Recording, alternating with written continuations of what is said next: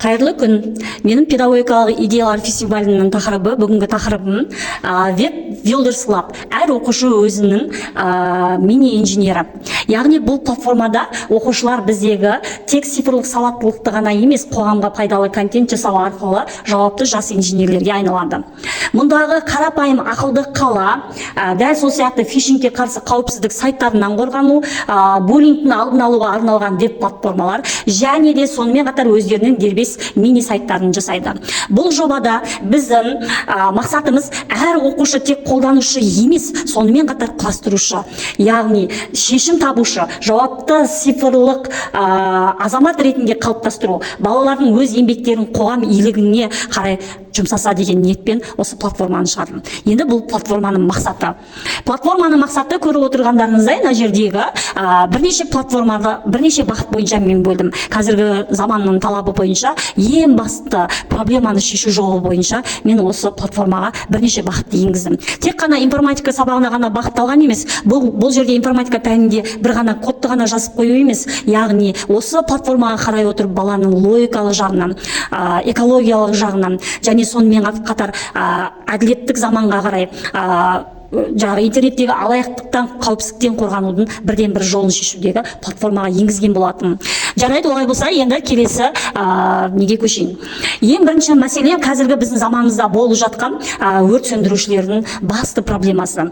Қазіргі біздің қаланың көшелері өте тар көше болғандықтан, бізде мынау өрт сөндіргіш машиналары кіруі өте ыңғайсыз көшелер, тар көшелер бар. Сол себептен, не себептен қазіргі біздің оқушыларға мынандай идея туындап, неге біз осындай мүмкіндікті пайдаланып, біз тек қана дронды соғыстарға ғана қолданбай, неге біз осындай мүмкіндікті пайдаланып дронды өрт сөндіруге қолданбасқа деген идея туындап, мына көріп отырғандарыңыздай программада өрт сөндіргіш дрондарды ұшыру арқылы өртті сөндіреді. Және бұл жерде бұл дронда қай жерге өрт шығады, яғни сол дрон, сол датчиктердің көру арқылы сол жерге автоматтандырылған дрон жасалды. Бұл жерде цифрлық, яғни сол автоматтандыру арқылы біз дронды іске қосамыз. Бұл дронға карта енгізгеннен кейін дрон сол мекенжайға барып өзінің қызметін жасайды. Яғни бұл жерде баланың ең басты мақсаты қазіргі өрт сөндірушілердің өмір қауіпсіздігін құтқару, яғни өзінің жаңағы болашақтағы автоматтандыру, яғни цифрландыру арқылы біз дрондарды, өрт сөндіргіш дрондарды шығару мақсатында осындай идея жасаған болатын. Енді келесі мәселеміз біздің ең басты мәселе, біз өткен жылы да көрдік қой, Қазақстанның бірталай облыстарын су басып қалған. Міне сондай су басқан кезде, су тасқыны болған кезде біздің оқушыларымыздың мынандай идеясы пайда болды. Неге біз осындай цифрландыру түрінде біздің платформаға кіргізді? Неге біз қазіргі заманда, дамыған заманда тосын су тасқыны кезінде автоматты түрде көтерілетін қорғаныс бөгеттері бар смарт үйлерді жасамасқа? Бұл үйдің ішінде барлық мүмкіндігі жасалған үй. Яғни бұл жердегі платформаны қарасаңыздар, мына жерде баллондары бар. Үйге кірген кезде үйдің ішінде үйге қажетті, адам баласына қажетті. Енді сонымен қатар біз келесі платформаға көшсек, бұл жерде Аквакас. Яғни қазіргі заманымызда біздің Қазақстанның барлық облысында су тапшылығы болып жатыр.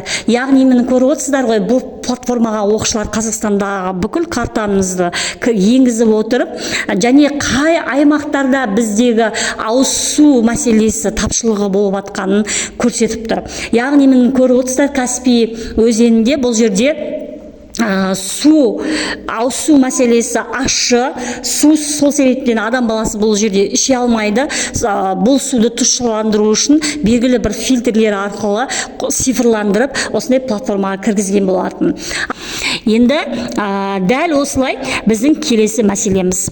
Су мәселесінде ең басты мәселеміз біздің су астындағы қалдықтарды белгілі бір роботтар тазалау. Яғни бұл су астына адамдар мусорды, қалдықтарды тазалау үшін кіре алмайды ғой. Сол себептен дрон сияқты оқушыларымыз неге су астындағы роботтар жасамасқа деп, бұны да су астындағы роботтарды қалдықтардан тазалайтын роботтар жасаған болатын. Міне көріп отқандарыңыздай, мысалы үшін мына жерде жатқан қалдық болатын болса, міне осы қалдықтарды тазалау арқылы біздің роботтарымыз, су астындағы роботтарымыз мына осындай қалдықтарды тазалайды екен.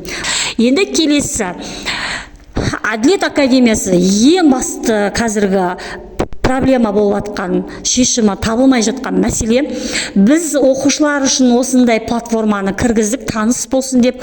Қазір көп оқушылар заңды біле бермейді, заң білмегендіктен бірнеше қылмыстық әрекеттер жасалып жатыр. Сол себептен мынандай 4 терезеден 4 пункттан тұратын мәселені кіргізген болатын. Ал енді бірінші мәселе таразы. Таразы деген идеядан оқушы өзінің қандай нәрсе екенін біледі. Сілтемені тексеру симуляторы. Мысал үшін бұл жерге қандай да бір WhatsApp-қа, Telegram-ға белгісіз сілтеме келсе, ол сілтемені ашу үшін ол қауіпті ме, қауіпсіз ба? Мұны оны ашпай тұрып, бірінші осындай сайтқа салып, автоматты түрде қауіп төмені және қауіп жоғарылығы деген мәселені сілтемені көрсету арқылы сілтемені тексеруге мүмкіндігі бар. Бұл сайтта әр оқушы өзінің мини-инженерін құрған практикалық тапсырмалары.